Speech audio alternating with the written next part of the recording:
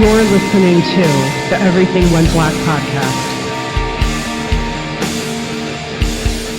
Hello, friends. Welcome to this week's episode of the Everything Went Black podcast. My friend Davey Ferchow joins us. Davey is the frontman of the great band Dry Wedding. And I believe, as we determined in this episode, that this is his fourth appearance on Everything Went Black. And I have to say, this time around, we go pretty deep, and I really dug the conversation we had. If you're listening to this show, thank you for listening. You should also be listening to the other members of the Horsemen of the Podcasting Apocalypse. Kicking everything off every other Monday, we've got Brandon Legion's Horror Wolf 666. Tuesday, Jackie Smith brings you Into the Necrosphere, the greatest extreme music podcast in the land. Wednesday is the first day of double shots. We've got, of course, Everything Went Black, as well as Iblis Manifestations. Thursday is Necro Thursday, where the Necromaniacs Horror Podcast comes at you. It's also day one of Sold Knocks, brought to you by Carl Hikara for all things dark and esoteric.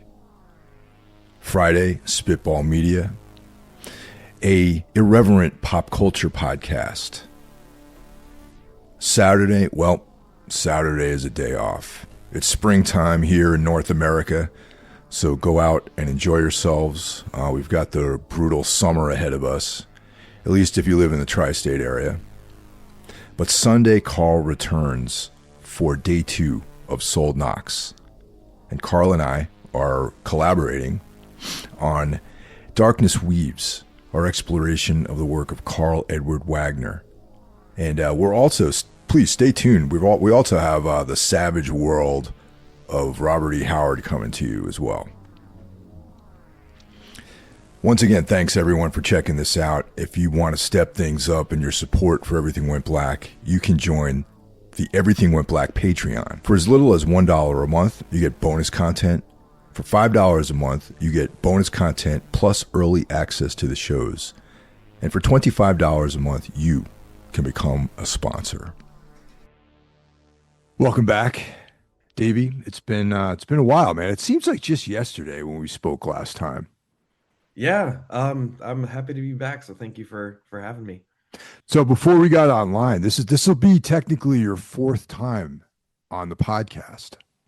Yes. Is there any sort of ceremonial thing that comes along with maybe if I hit 5 or 5 is a little more of a, I like 5, it's the sum of 2 and 3, Yeah, 20, sure. 23, so, but yeah, it's, and the last time you were on, Sway was the record that was, about to be released. And, right now we're gearing up for a new Dry Wedding record, which you've been kind enough to share with me, and I thank you for that. Oh yeah, and I think one of the last times we talked was when we had the demo for this one done, but that was already almost 2 years ago. Yeah, because I remember chatting and you being surprised at the quality of the demo. But so these are those songs now fully realized. Yeah. So.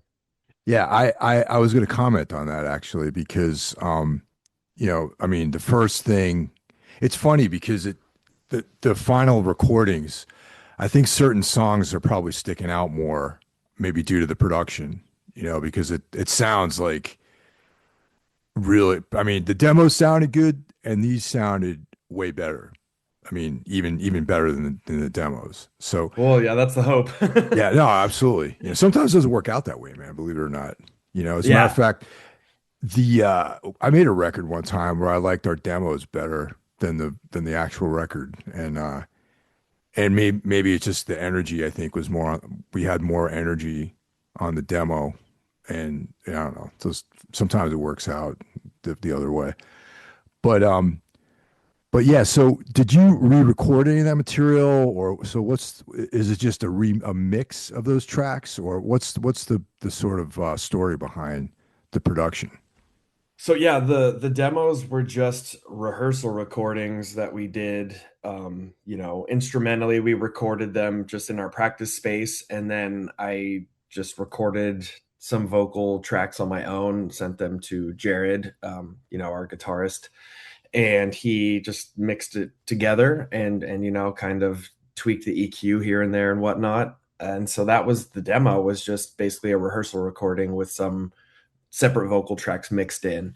So then, yeah, that was like summer of 2024. So then, end of 2024, we went into a proper studio and recorded that whole batch of songs, from scratch in the studio. Yeah, no, it definitely it sounds the performances are on point. And the one thing I have to say is that your vocal performances are with each record, I don't know, I think your voice sounds better and better. Oh, well, thank you. Yeah. Yeah, I mean, again, that's, the hope, that you can kind of improve as you make each record. But yeah, I definitely tried to stretch my voice in some different ways. Kind of tap into, I grew up singing in punk bands and stuff. And I think there was a time where I kind of rejected certain parts of my voice because I Yeah. associated it with that. And so in this record, it felt good to kind of embrace some of those things more, to embrace like our metal influences more. And so, I think just to match the dynamics of the music, I was trying to do more dynamic stuff with my voice. Yeah, probably for me this time around with the final recordings, the standout track is the Serpent Box for me. I really enjoy that one. Oh, okay. Yeah, Yeah. that one's got kind of like a noise rock feel almost. It's like, and just very, yeah, just kind of does its thing and kind of just goes from start to finish. Well, one of the things that is really interesting about Dry Wedding is that you know, there's a lot of stuff when I listen to especially on this new album, right? Which actually, before we get into that, when is the official release date of the album? July 31st. Okay, but you have a single coming out before that. So we had one single come out last month, Okay, in April, and then we have another one coming out in a little less than 2 weeks, June 10th. okay, Um, yeah. and So so th that'll be this the second single. Yeah. this episode will coincide with the release of that second single. So what is the second single again? It's a song called Moths. Yeah, that's like And what yeah, towards the end of the album. That's like that's the second to the last second to last one. song. Yeah. Okay. Yeah, yeah. Has some violin, courtesy of Andrea Morgan, who I feel like has been popping up on everybody's records lately. And yeah, it's going to be accompanied by a music video. So those will be released together on June 10th. And then the pre-order for the album will go live shortly after that. And then yeah, at the end of July, the album will finally be out. And if you're at Fire in the Mountains though this summer, the week before, physical copies are supposed to be there. Nice. So it'll be kind of like a sneak peek, about a week before the official street date. So where can people? But we're going to hit this again before we wrap up. But I like to present this information twice before when people are talking about new records and things like that. And Okay. so where can people pre-order or buy the album? Like, what's the best place? Bandcamp or the label or what's the story with all that? Yeah, the Bandcamp is the way to go. The label has a Bandcamp page and it'll be available to pre-order there. There will be copies for people here in the US, and then there will also be copies that you can order from Europe because the label's actually based in Germany. So it'll be our first time kind of having, different territories where you Yeah. can order the record from, which, like shipping costs have Oh man. Yeah. yeah, it's I, absolutely insane. So I'm really grateful that people overseas can get it at a reasonable price. it's funny you mentioned that because it's funny. Personal story here. You and I are both really good friends with Ralph Schmidt from Ulta, right? Hmm. And I was going to buy the Ulta record from Vendetta, but they weren't shipping to the United States. It was like because the tariffs and shipping, all this stuff was just too insane. So Ralph had to send a package to you, and then you had to mail me a copy of the record. Yeah, yeah. And it arrived shortly after my birthday, but like just to be safe to get around, customs and tariffs and whatever else. He wrote like happy birthday in huge letters on the package. And so far I have not received a tariff bill. So Good, good, yeah. crazy, crazy Yeah, it's times we live wild. in. Yeah. Hmm. So back to the recording. So one of the things which I always really appreciate about the band is that there's still this very heavy blues influence that was probably a little bit more pronounced, I think, earlier on in the band's career, but it's become more subtle in the more recent material that you guys have worked on, but it's still present there. Hmm. Um, is that like, are you someone who's into blues, or is that like filtered through various punk channels? Or I'm always interested in that because like that pops up in so many different bands. Like, like I'm a big fan of like Beast of Bourbon and bands like that, and they have like a heavy blues thing going on too. So I'm always interested, like how did that influence come into the music? Yeah, I mean, I definitely, it's funny that you asked this because I feel like I've had this conversation with multiple people recently. This idea of, a band pulling influences, and a lot of times it's not from the original source. It's Yeah, like filtered through another band or a scene of music, and then you're influenced by those bands, and then now it's like this ongoing conversation, this ongoing discourse throughout music where yeah, someone might be like, oh, you have a bluesy thing, and I do, like, I mean, we do like the blues and whatnot, but like I didn't like sit down and go, oh, I want to emulate this blues artist, or I want to incorporate influence from this blues musician. I think a lot of it did probably come through, like, you mentioned Beast of Bourbon, like, there was a time in my life where I was very into all those Australian bands, oh like those dude, kind of like yeah, twangy, yep, like weirdo post-punk bands from Australia. yeah, So a lot of that lubricated goat. probably yeah, a lot of that probably just comes from there, and then and yeah, just other bands that filtered blues through what they were doing, yeah, like the Gun Club or someone like that. It's like sometimes people will pick up on a little like rockabilly aspect, and again, it's like I don't listen to like a bunch of like 50s rockabilly or whatever, but like I love the Cramps, and I love these bands that, like, the Fall, who peppered Yeah. in that stuff. It's like we're pulling from there, and so it's like, yeah, it went rockabilly, then through these bands, and then now onto us and countless other bands. But it definitely resonates with you though, because it seems like genuine. Like for example, if I try to write something in blues style, it sounds completely disingenuous. You know what I mean? And like when I listen to what you guys do, there's like it feels like that music definitely speaks to you and like through you. So that's something that definitely resonates with you, is that whole vibe and style and everything, right? Yeah, yeah, and I've had conversations too. I can't remember if it was with you or with someone else, but yeah, like, a lot of this like early blues and folk music, some of that is the most depressing, heavy music you've ever heard in your life. And so yeah, of course, we're tapping into a lot of influences from, like extreme music, but there's also like kind of that foundation of the source of a lot of that material. So Yeah, no, totally. Yeah, it's really cool. I like, I've been listening to the final versions. They sent it to me a couple weeks ago, so I've been, running the entire album a few times since then. And all the songs like have a definite characteristic. Like they're all speaking of rockabilly, like if you I'm not a fan of like modern bands that model themselves after that sound.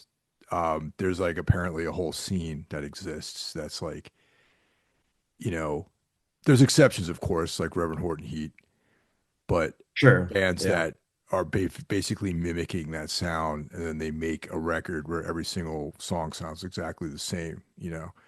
But what I really like about this new album is that you hear a song, but then like there'll be like very subtle, like kind of hidden in there, this like very, very cool, like twangy, like reverb guitar, or maybe just like an inflection in the way you're singing or something that sort of just like harkens back to like that style, like that Americana or, Southern Gothic sort of vibe, and it's like that's something that I find really interesting with the record, and like I said, over the course of the last, like several records, I feel like you've been refining that more and more, and this record feels more focused and deliberate, than any of the other material that you've done so far.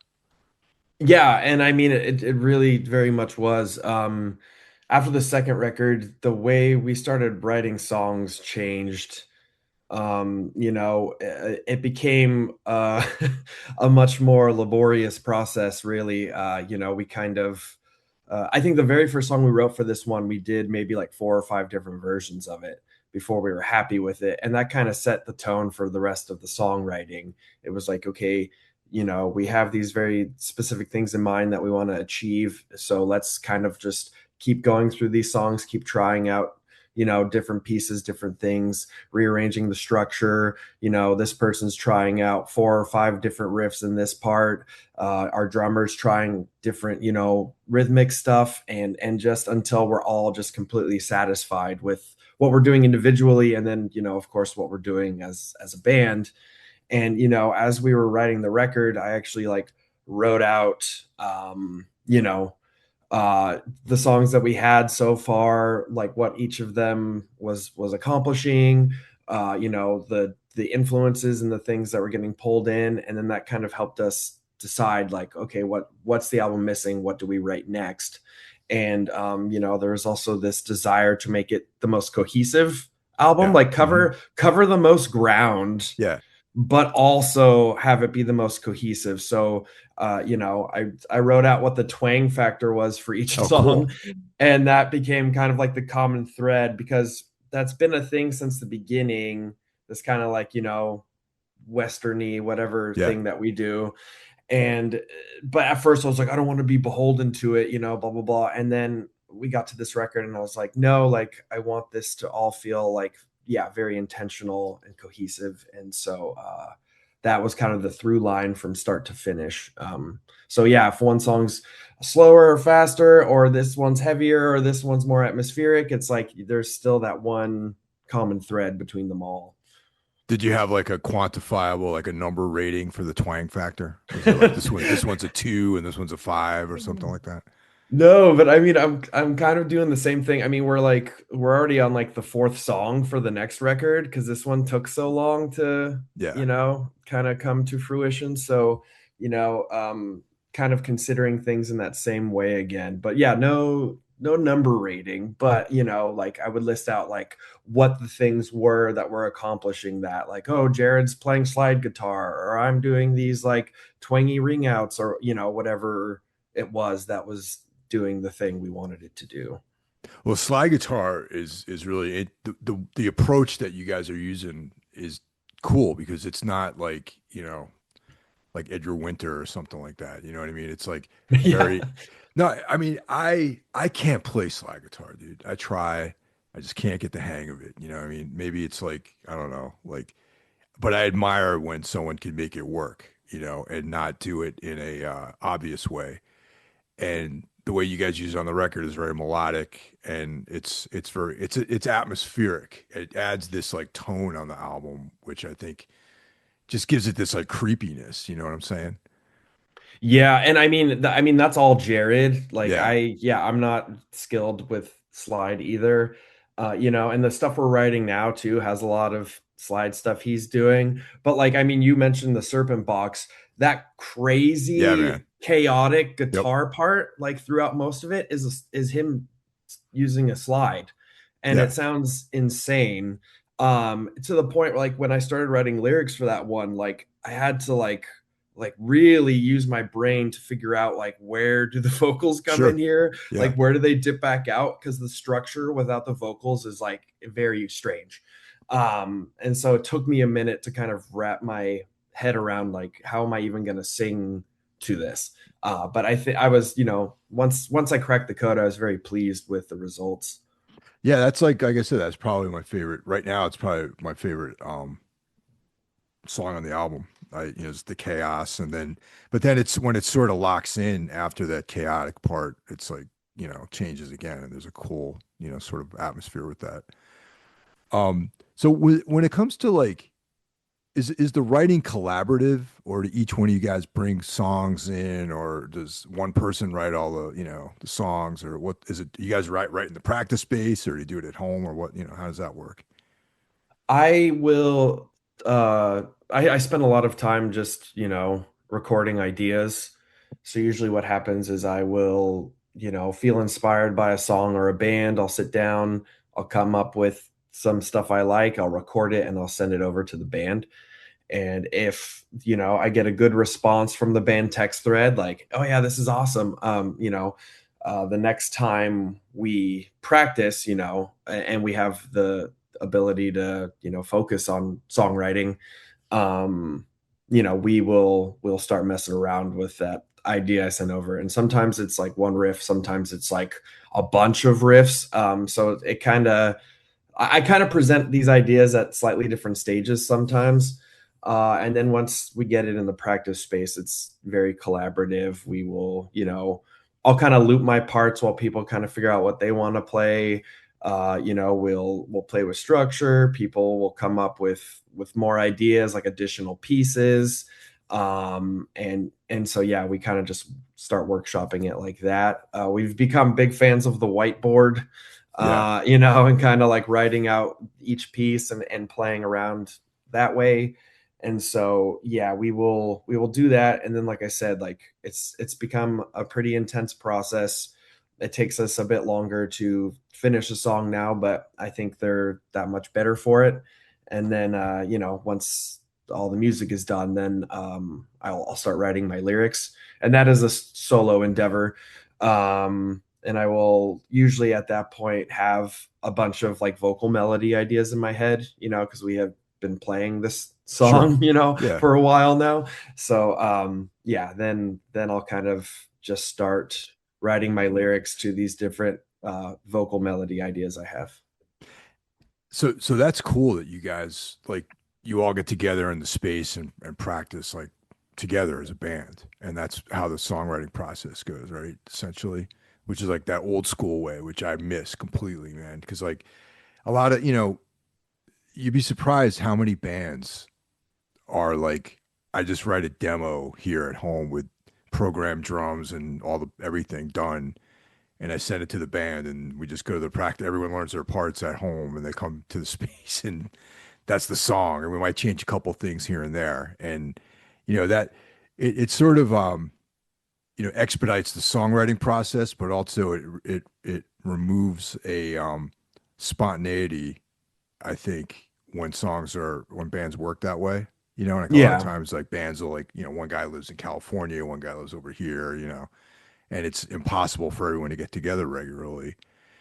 But I really like that that rock band, old school like vibe of like, so like when you write these riffs, they're just riffs. They're not like a full on demo that you make at home, right? They're just like a couple riffs that you'll record and send everyone. Yeah, usually it's like a few riffs. I mean, sometimes I'll have a little more of an idea, like maybe I'll have, four or five riffs, and I'm like, oh, I think this one could flow into this one, and you know, Yeah. etc. But yeah, a lot of times, I kind of try to just present these ideas as like a jumping off point.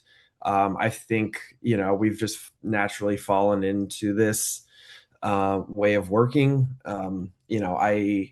I feel comfortable just kind of like, yeah, just constantly like sitting down with the guitar, seeing what happens. And I think, some of the other guys are a little better at improvising in the moment Hmm.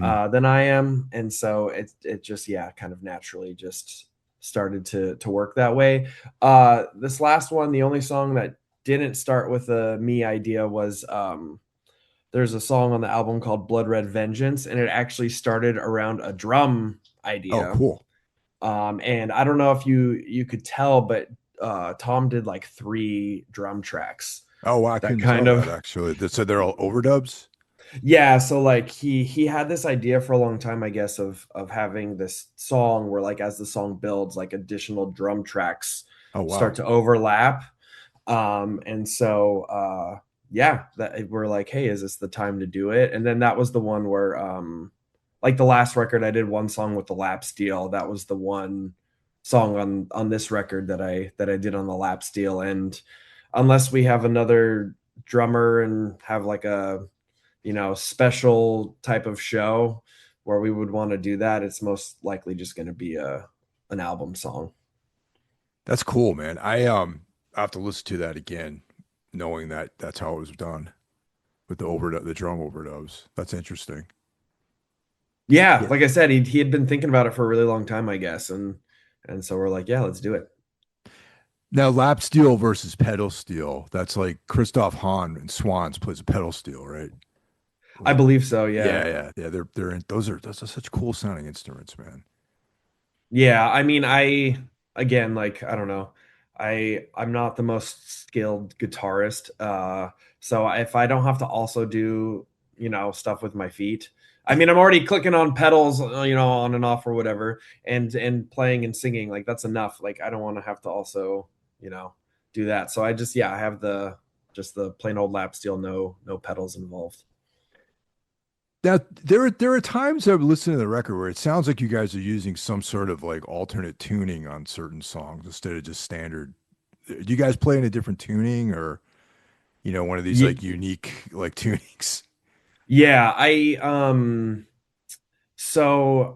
I think Chadwick, our bassist, I think he plays in regular tuning, but yeah, and this has been throughout the entirety of the band. Like I switch between my regular guitar, which is tuned to open G, a tenor guitar, which I kind of Frankenstein tunings. I took like half of one tuning and half of another and jammed them together. So just like a slight tweak on a typical tenor tuning. And then I play a baritone guitar. And then Jared plays a 12 string. Yeah, that's what I was hearing on that too. Yeah. Yeah, he used to play like he like made this like 9 string guitar. But then yeah, after our gear got stolen a few years back, when we built our setups again, he ended up opting for a 12 string guitar. And yeah, I'm not sure what tuning he uses, but I think the 6 string guitar he uses, I think that also has some kind of weird tuning. So it's like when you're using the baritone, like are you like what are you like in B flat or like A standard or something like that? Or Yeah, I don't think I actually I think I did do some modification to like the B tuning, like the kind of normal baritone tuning. I think I did tweak 2 of the strings slightly differently than what is traditional. And I don't even like this stuff just happens. I don't know. Like really? I just I No, just I'm fascinated by that because like I'm stuck in like that standard tune. Like I always think and just if I get for me getting crazy is doing like drop D or something like that. Like I don't get into like weird like I'm too much of like a traditional guitarist. Like it's like, but whenever I hear people like experimenting with tunings, I think it's fascinating because it adds and I can when I listen to the album I can tell like there's some additional dissonance or textures or something going on because of the tunings. Like it's not just like, oh, I can just bar this chord on this, with this tuning. Like there's the way the strings like interact with each other makes like this dissonance, which I find interesting. And also lends like another unique like quality to the sound that you guys have. You know what I mean? yeah, yeah, well, and thank you. Yeah, I think it's been fun for me. I mean, not only just because the instruments are different, like I go from the tenor, which is this tiny 4 string guitar, and then I go to the baritone, and then uh, the regular guitar. And I've played other weird stuff in the past. Last record had a mando cello on it, which has 8 strings. So I like hopping around to this different stuff. And I like the different tunings because like each one I have to kind of think about how I Yeah. approach it differently. And there are downsides to that too. I mean, coming up with a set list is kind of a chore because it's like, oh, like if I could only bring two guitars, that would be cool. And oh, what guitar does Jared play on this one? What guitar do you play? And like we have to kind of structure things in these blocks. So it kind of, yeah, sometimes makes coming up with a set, a little extra work. But I actually, we were talking about it last night at practice, and I was just joking that, we just got to write like 7 albums, and then we should have enough on every guitar at that point. So So like sets won't be annoying. in your practice space, you have just like a row of guitars behind you when you guys are practicing. You just pick up a guitar and play. Yeah, I mean, there's like, That's yeah, stuff awesome. in the space, and then there's like stuff like, That rules. just outside the space. Because I have a practice space here at my house in the basement. Um, and so yeah, there are guitars everywhere. That's killer, man. That's like, I mean, dude, I could relate. I got like, let's see, I got three guitars, two 7 strings, a 6 string, a 5 string bass, and a 6 string acoustic, just in this little office here. Oh And wow. that's just like what's here. Then there's our practice space, Yeah, yeah. which has all the shit that I take like on tour with me and stuff like that. It's funny. Hmm. What is it with guitarists and having guitars? It's like my wife can't understand that. She's like, what's the difference between like well, the one, like I see one has got 7 strings, the other has 6, but it's like, why do you need like, as many different guitars as you have? Yeah, I mean, I recently got a new baritone, and the reason I wanted it is because it had humbuckers in it, and I eventually would like to get a Dunnable baritone. But the compromise for now was just to get some Dunnable pickups. So I Yeah. was like, okay, instead of like, hacking up this baritone, I'm gonna get this other baritone that already has humbuckers in it. I could swap it out for the Dunnables and add a Bigsby on it and all the other stuff I want. And yeah, my wife was just like, oh, you could just sell the old one. And I was like, uh, but not like, what if something happens? Like, you can't just find a baritone anywhere. Like, I should have a backup.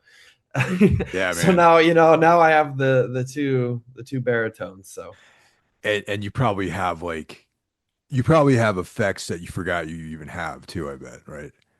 I have a couple pedals that are kind of just, yeah, in a box or whatever. I try not to go too crazy with that stuff, but after a while you're like, oh, like I should get the creative juices flowing. Maybe a new guitar or pedal will, Yeah. do the trick.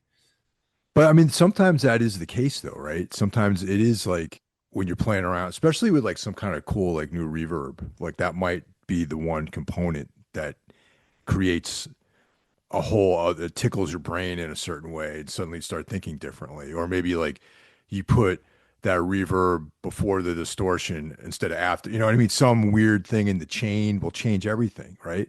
Sometimes. Yeah. Yeah. And it's like it's funny because I used to have the Electro Harmonics Memory Man, like Okay. that Yeah. delay. And I this is going back 15, 20 years ago probably. And like I was like had it on my pedal board, but I was like, you know what, man, I can't really, it doesn't fit. You know what I mean? So I sold it.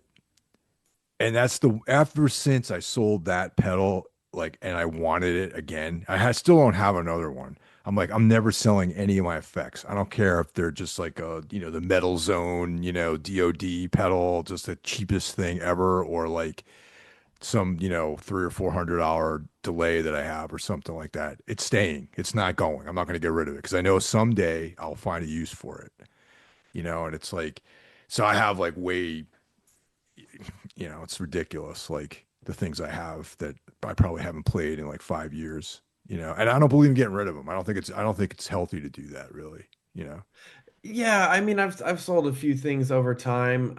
Nothing that I have huge regrets about, but I did, yeah, kind of pivot my thinking on that too, where I'm just like, hey, maybe I will want to, yeah, like start messing with something different. And instead of going and buying a pedal, I could use this one that's been sitting here for 2 years, and Yeah. maybe there's something already here that might shake something loose. Or I think about having stuff that might come in handy in a recording Yes. scenario. Having those like little things that you can, you know, tap into when needed, I think is never a bad thing.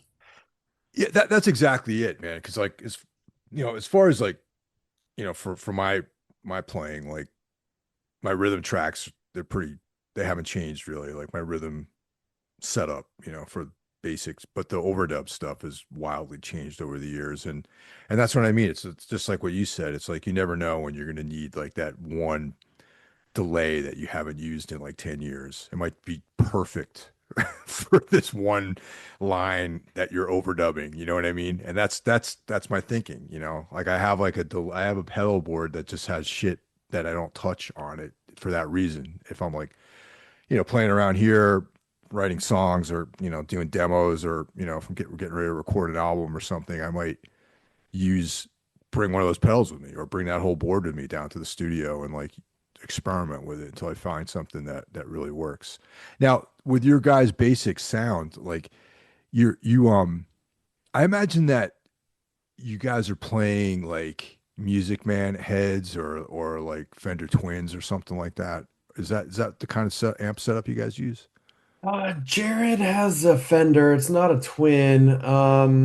I think it's like a Hot Rod DeVille. Mm. Um, Yeah, I use an amp from a small amp company called Science Amplification. never heard of them. That sounds cool. Um, Actually, the original one I had was modeled after a twin. It It's was called kind of like this Science guy's. is the name of the company.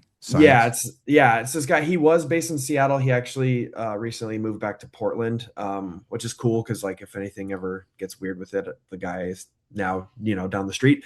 But yeah, the original one I had was based on the twin reverb, and then yeah, our gear got stolen. I went back to the guy, and to order a new amp, and he was like, "Oh, I don't make that one anymore." I was having issues with like the reverb tank in there, and but then we kind of talked about what I was going for and blah blah blah, and I ended up getting this amp that he makes called the Mother, Uh-huh. and the Mother is like a high watt Oh, okay. influenced amp, so it's got like the two gain channels on it. Because I was just like, yeah, I mean, I have reverb pedals and I can get my killer reverb sounds from there. I don't need it like in the amp. Right. So and our music has kind of progressively gotten heavier Hmm. and has been moving in that direction more and more. So I was like, yeah, I want the gain wiggle room. Right on. So yeah. Yeah, so you use the gain on the head. Like that's primarily how what your dirty channel is. I mean, I have like a foundation overdrive pedal that I have on all the time. I have there's like that Land Devices Oh yeah. company. Hmm. So I have like their harmonic percolator for Oh, when I want kind of like a little bump up beyond the, foundation overdrive I have on. like maybe for Um, leads or something like that, or like if you're doing like sort of like, solo-y kind of stuff. Yeah, or if like the song kind of punches a little harder, like yeah, like you mentioned the Serpent Box, like I think I have that on like the whole time in that song. And then when I really want to like, jack it all the way up, I have one of those Sun Life pedals. So I will turn that on when I want to go like full just like ear scorching distortion. Yeah, those are pretty intense. Like I don't have one of those, but I know a bunch of people who use those and they're pretty sick pedals. Yeah, yeah, and then beyond that, I have like my reverbs and my delays and all my other stuff as well. Yeah. When it comes to writing the lyrics, like you were saying that, that's a pretty singular pursuit.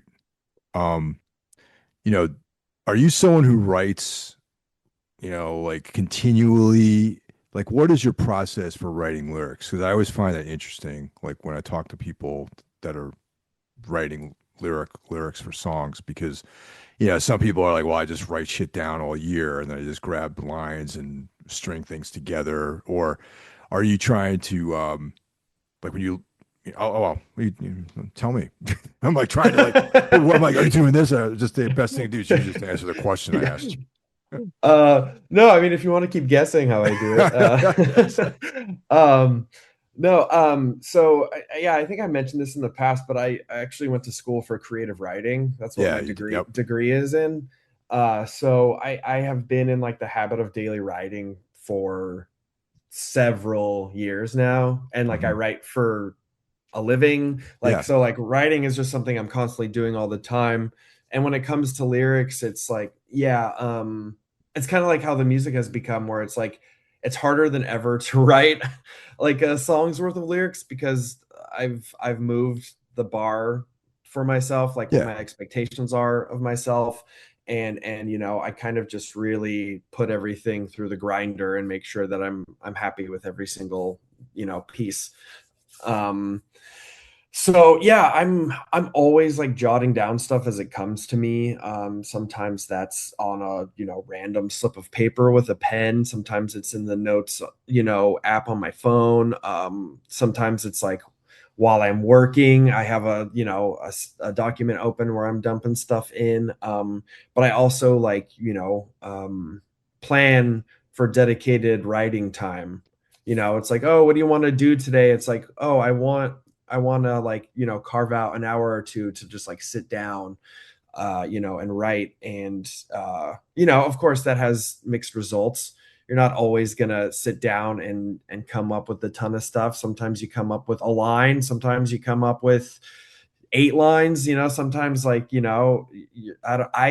go down a lot of rabbit holes. Like I like research things. I kind of do these like symbolism deep dives. Yeah. I am like researching like different like natural like, oh, it could be anything from like minerals to animals to different landscapes to whatever. And it's like I want to be informed about all the stuff that I'm using uh in my imagery. I want it all to hold its own weight, and I want it all to get across what I'm trying to say. So yeah, it's just my stuff's just very image heavy and has been that way for a very long time. That's like a really good discipline to have that like when I would love to do this more regularly, just in general for creative writing, but like when it's time to write lyrics, I try to do the same thing where I'll like, you know, put it in my schedule for the day that, from 8 to 9, I'm gonna just work on, even if I can't write anything, I'll be running the songs and, whatever.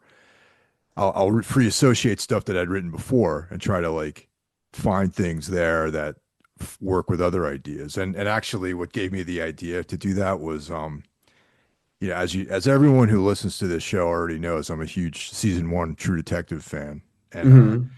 Russ Cole, the tax man, used to carry that notebook with him all the time. And when they were doing the interview later on, they were in the second, the third timeline. Yeah. He was like, well, I've always, taken a lot of notes. It's you write something down here and 6 months later it'd be like, oh wow, solve the case. And it's like I believe in that. I believe that like if you're constantly writing, in a sort of undisciplined way, which is pretty much how I write on a daily basis, like I'll, describe something or I'll put paragraphs together or like a couple of lines without any like kind of intentional and no intention really, just writing, right? And then when it comes time to write song lyrics, when there's some kind of like, you have to put that discipline together to sit down. That's my starting point of this like massive bullshit that I wrote in like my books. And like, and I've got two notebooks right here on my desk. One's like my work notebook, which has like calculations in it. And then I have this one here, which has got sketches and fucking just lines, of stuff. And I think that part of the process, the creative process, like the lyrical part, is like such a interesting because it's beyond music. Music is feeling, like the instruments part, the instrumental part are like feelings, and it like creates this like substrate for the listener to, superimpose their own emotions onto that or respond to it. But then lyrics are so literal, you know what I mean? Or they're literal in the sense that they're using words, but the meanings are open to interpretation unless you're, writing like some super obvious thing, you know what I mean? So I'm always interested in how people put their lyrics together and stuff like that. Yeah, I mean, I used to do this thing where I would have like, yeah, like little pieces of paper or Word documents, and they would just have like one or two lines on them. And it was just like kind of a lot. And then now it's like when I'm working on a particular song, I'll just have like one document Yeah. going, and like they some of them recently have gotten to like 25, 30 pages long of just like all this, like all these different ideas, me trying Yeah. out different things once I kind of start to piece together what the song is. And then it gets like overwhelming to the point where I'm like, okay, these are the parts I'm keeping. I'm gonna move this over into like a clean document. And like now, like, as I like finalize different parts of it, I'm gonna put it over in this like clean version. And so that's been something I've been doing lately.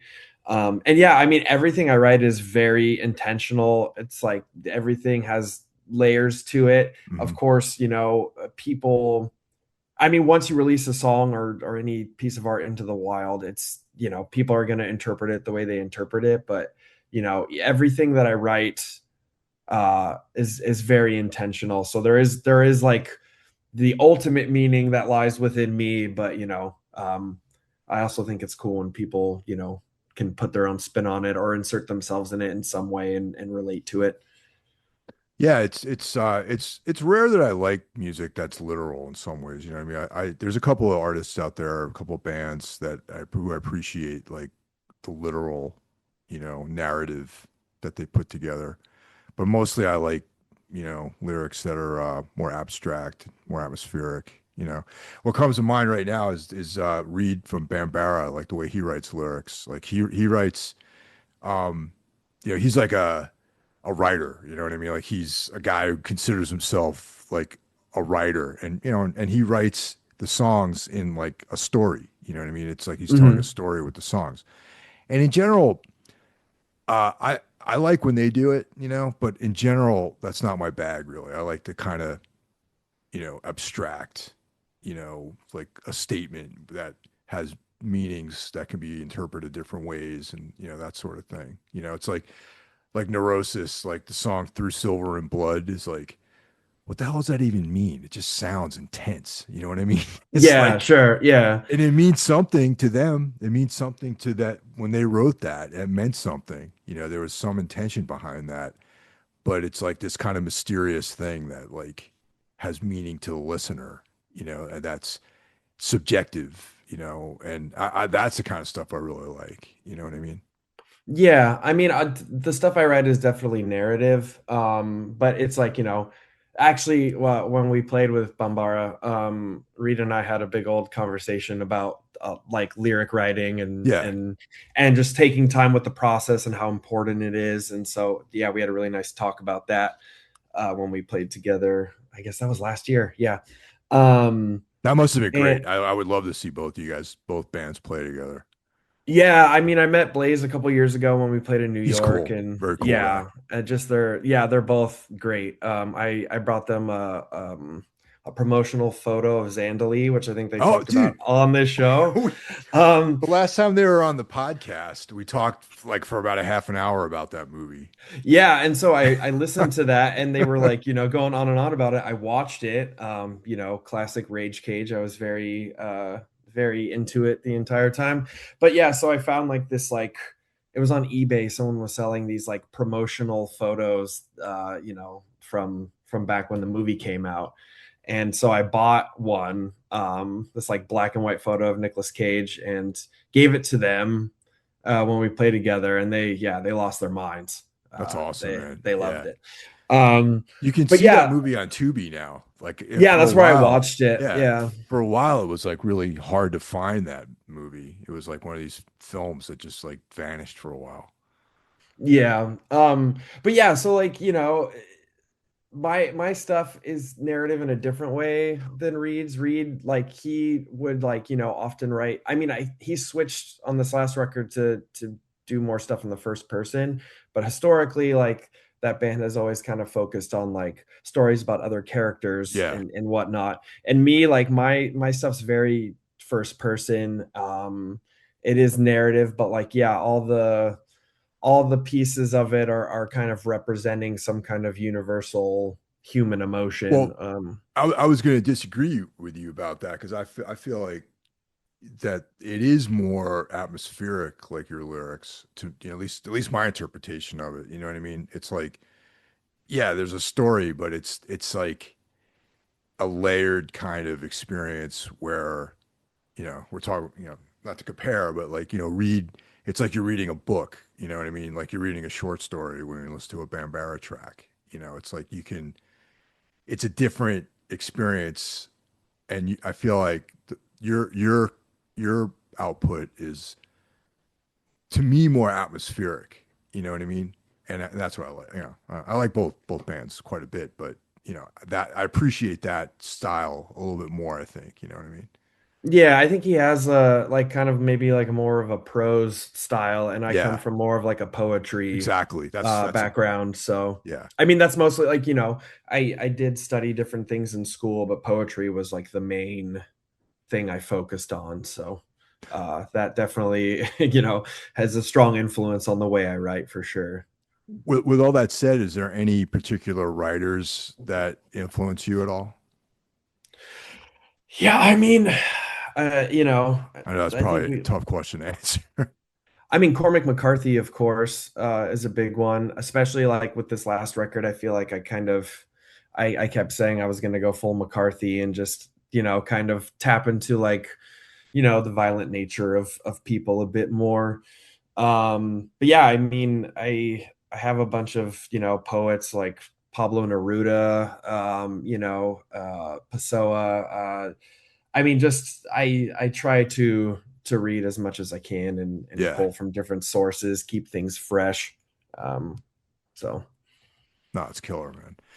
Yeah, there is sort of like a cinematic vibe to some of your songs, though, especially on this record too. Like there's like a visual aspect to it. So that's why I'm curious to see the what the video looks like that you guys are gonna have coming out.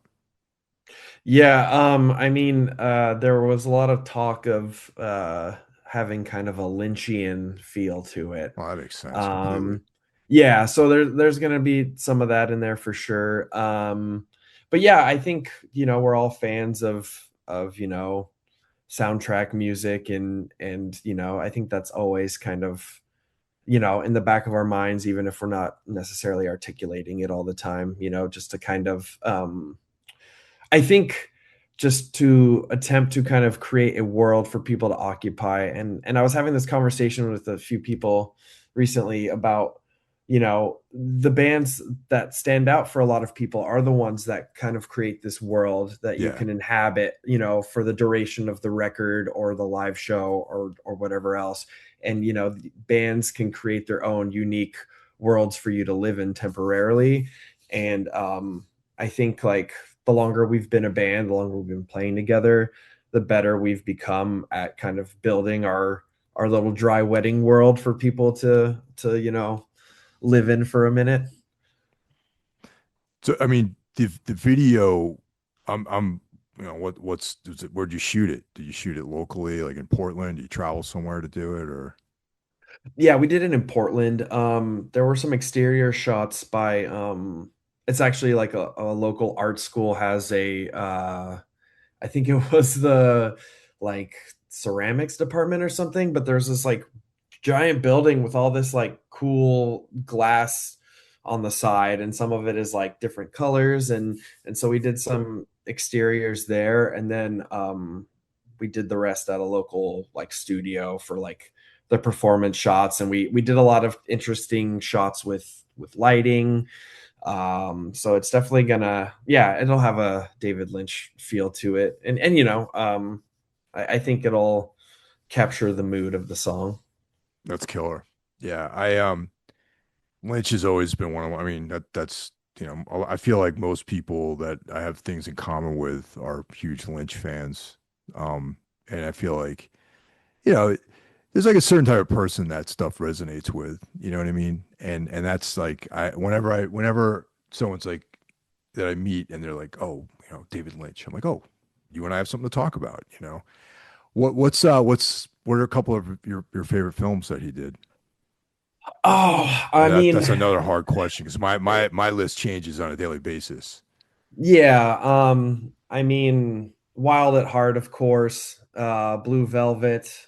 Um, I mean, I'm a huge fan of Twin Peaks. I mean, honestly, I don't know. I feel like I could just kind of start listing off Yeah. all the stuff he did. I mean, I even like the Disney movie he made or whatever. Oh, The Straight Story. Straight Stories. I mean, even like, Powerful, yeah, I mean, even powerful him song doing, story. Yeah, yeah, G I'm, rated. Yeah. yeah, but I mean, of course, I like my Lynch weird. Eraserhead was a formative movie for me. Um, yeah, like I said, I feel like I'm just gonna start naming off all of them. That there was that short that surfaced a few years ago with Jack Cruz that they're on a train and there's a monkey.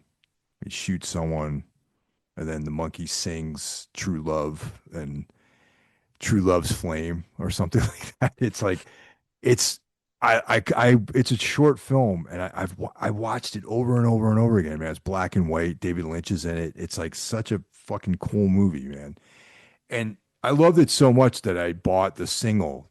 Uh, it's like True Love's Flame featuring Jack Cruz. And the name Jack Cruz is like such a Lynchian. That's like it's like such a Lynch name to have in like as a character. You know what I mean? And Oh, totally. it's one of his. He his records are cool too. I like his voice, like what he does in some of his music projects that he does. Julie Cruz, I love her. Her record Yeah, is great. Yeah, there's just like a otherworldliness to all that stuff. yeah, and I heard something recently. Just I think it might have been Mark Frost was talking about David Lynch and kind of talked about like, yeah, there are all these like, intense elements to his art and this like very weird, stuff that he put in all of his art, but he was also like a lover of these like kind of like simple, almost like innocent Yeah, type of things. And so, kind of like going back through some of his stuff with that in mind, it is interesting to see like, that juxtaposition of like these kind of like tender, innocent, images, against these like very intense ones. So I really appreciate that about him as well. well, Blue Velvet, I think for me probably really is a prime example of the like sort of juxtaposition of like innocence and just like evil and on brutality. I mean, I remember like that's like the first. Well, no, it's not true. I saw Eraserhead before that, but I didn't know that. See, at such a young age, I saw Eraserhead, and then several years later, I was in college and I saw Blue Velvet. Okay, I Mhm. actually took a girl to see this movie on a date, and I told this story before, but it's like I didn't really know her that well. We were in college, we were freshmen, and it was playing at this theater, and like we went, and then right when not Jack, Frank Booth and Isabel Rossellini's character, they're she's like wanted to leave, so we left after that. But I went back a week later because so far I was into the film and saw it by myself in the movie theater. But I didn't realize that was David Lynch who made Eraserhead at the time I saw Blue Velvet, and I became hip to the whole thing. I'm like, oh, he did Eraserhead, the movie I saw in high school. But I had just I grew up in like a pretty small town out in the suburbs, and then here I am in the city, and it's like you start looking at small town life in a different way after seeing a movie like Blue Velvet. Like you start realizing that you're not safe where no matter where you are, like evil things can find you and completely change your life, and that's what happened to Jeffrey Beaumont. Mhm. He had this you know, fascination with the dark side. He was a nice guy, came home from college.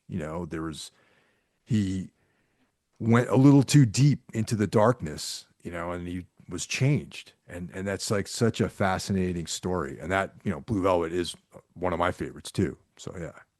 Yeah, I think I'm just a sucker for any kind of like detective type Yeah, story. I man. mean, Yep. and a lot of times it's Noir. like the amateur sleuth, Yep. It's like the person who just wants to make sense of a situation. They want to figure out what happened. They want to piece everything together because not knowing is just, is too much to bear. And so I feel like anytime, that's why I like a lot of old like 70s Italian movies and things like that, because it's like just, hey, who done it, and I'm gonna get to the bottom of it, even if I kind of stumble along the way. Yeah. um and then like, yeah, speaking to that kind of like lynchy innocence, I did see a interview with Dennis Hopper recently where I guess originally David Lynch was telling him, oh, you're gonna suck on helium. Yeah. And he was like, what? That's weird. Like, I should do nitrous. And he's like, David Lynch did not know what nitrous was. And so Dennis Hopper had to explain it to him, and he convinced him to change it. And then, like, years later, Dennis Hopper was like, man, I screwed up. Like, I should have let him just do his helium thing, because that would have been weirder and actually probably more terrifying.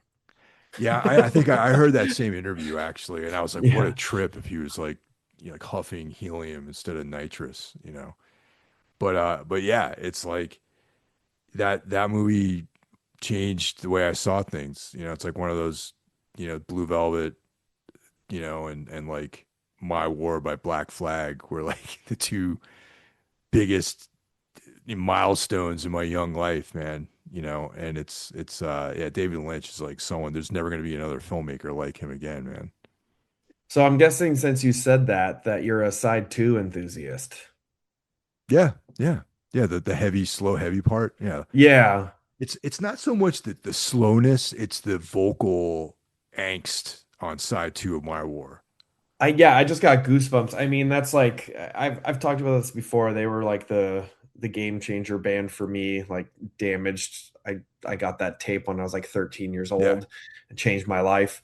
But then yeah, as I like got more and more into punk in my teenage years, that was the dividing line, right? Like all these people were like, ugh, like they changed. It's not like the early stuff, blah blah blah. And like people would give Rollins a lot of guff for whatever reason, and I'm just like, man, no. Like there would be times in my young life where I would spin that B side, and like it would stop, and I would just start it over again. Yeah, dude. And yeah, maybe I wasn't in the best headspace, but like it was so cathartic. And yeah, I don't think a lot of people talk about it, but like his vocal performances on that B side, again, I just got goosebumps. Like it is like, it's so good. And yeah, very much a life-changing record for me as well. Yeah, I mean, nothing left inside, three nights, those are like some bleak, like that's like bleak, you know, like adolescent intensity, it's you're feeling all these feelings, and not all of them good feelings. And then you hear that record and suddenly, it makes sense a little bit, And there's that in three nights where there's that one line where he's like, tonight I'm gonna make you feel like you make me feel. And I'm like, Hmm. fuck, man, that's like it hits, you know what I mean? As an older man, I don't, now it's like, okay, cool. I remember feeling that way. I don't feel like that anymore in my life, thankfully, but it brings back those feelings of just alienation and like loneliness and that those feelings of being, young and sort of out of place. Yeah, and it's interesting because I feel like a lot of punk bands, back then kind of took on the concept of, oh, the world is crazy and I'm just trying to like, get through it. But Black Flag was more kind of like, no, I'm crazy. Like, Yeah. like Yep. I'm gonna like, I'm feeling all of this and I'm just gonna like inflict you with it. And that intensity, I don't know. I feel like that will always kind of, you know, carry through and it's like part of my DNA at this point. But of course, yeah, I'm not gonna like go out there and make those threats to people or something. No. And Yeah. Yeah. you know, I mean, the thing about like the Rollins era of the band, which you touched on the fact that that kind of alienated some of the, that definitely was a line in the sand for some people, but for me, it was like it slotted right in more with what I was into because I was coming from hard rock and heavy metal. Like when I was a young kid, I listened to like like UFO and like Black Sabbath and Judas Priest and Maiden and stuff like that. So it's like, and I always thought punk was kind of like funny, until I found out about certain bands, like I think TSOL and like Black Flag, X, like those are the bands that kind of turned me around on it. You know what I mean? And but when Flag became more like metal, I mhm. was like ready for that. Like I was already predisposed to like be into it. You know what I mean? Because I was like, oh well, this is like, you know, this is definitely hits more the notes that I like, this kind of heavy guitars and, very, guitar solos and stuff like that. You know what I mean? Yeah, it's like yeah, the I think the dividing line is, people they and I don't know why anyone does this with any band, but they start to just expect like, oh, this band is this thing and like they should never be anything else because this means something to me, so I don't want this band to change. Which is just insane to think about on either end, whether you're a fan or a musician or whatever. Um, but to me, like I always found it so inspiring. Like here's a band that kind of spearheaded a whole like subgenre of music, and they could have just cranked out Damaged four more times, and everyone would have probably eaten it up. But they were like, no, like we were on our own path from the jump and we're going to continue on our own path. And so to me, like playing the music they wanted, growing their hair out, like despite how crowds were receiving them, to me, like that is like the ultimate punk statement. Like they stayed true to what their vision was. And so anytime I feel like I've had moments where I'm like we're mixing all this stuff and we're this weirdo band and we don't fit in anywhere, like maybe I should have just gone down this like more narrow pathway. I think about bands like Black Flag and I'm like, no, like stay the course, stay true to what it is you want to do, and like if people want to find it, they will find it. So I agree with that, man. I mean, and it's like just even in your own personal music like fandom, you can tell the bands that are like real and the ones that aren't, the ones that are doing it to make a creative statement, and then the ones who are just like, you know, sweating to the oldies, It's like by the time if a band makes like three albums and they all sound the same, you kind of know what you're in for. Like maybe their first album is great, but then they keep reproducing that formula over and over again. It's like, they're like lost, you know what I mean? But if like when album three comes out and it's like, oh, well, they're moving it to these different directions and it's cool, that's something I'm interested in, I mean, there's exceptions, obviously. Like I'll buy every Cannibal Corpse record that comes out, and yeah, no, I mean there are certain yeah, bands that do, they get away with kind of staying true to their formula. But yeah, I mean for me personally, like that's just not something that I'm interested in doing. yeah, It's always like I've very much, at the forefront of our minds, like how do we, take this next cycle of songs and kind of evolve and expand. And I think the sweet spot is like you retain those core elements, but you continue to explore and you continue to pepper in new things. So it continues to feel like, oh, this is this band, but yes, you can tell that there's movement from one album to yeah, the next. So that's absolutely. kind of the sweet spot we've been trying to land in. Well, that's awesome, Davey. So thanks for spending time with us tonight. So once again, let's hear it, man. Where can we give us the dates and the places where we can pre-order the album? Let's hear about the video. Like what are all the dates? Let us know. Okay, so June 10th, the next single will be released with a music video. About a week after that is when the pre-order will go live. And then July 31st will be the official release date. And that is through Vesperian, which is a new label. We really lucked out. You know, I was saying earlier, like we've been this weirdo band, and shopping this record out, a lot of people were like, "Oh, this is cool, but outsider music's harder to move now than ever," or like, "Oh, this is cool, but like, yeah, like it's hard to market," or blah blah blah. And so we were really grateful that Vesperian understood where we were coming Yeah, from, understood the different things we were mixing together. And now we're label mates with bands like Stormkeep and Wayfarer, and it's it'll be a very cool opportunity for us. So yeah, that'll be July 31st, vinyl, CD, cassette, and that'll be available for pre-order through the Vesperian Bandcamp. right on, man. Awesome. And when's that video dropping again?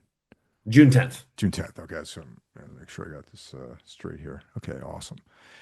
Well, thanks for listening, everyone, and thanks for joining us this evening, Davey. Appreciate it. Yeah, thanks so much for having me.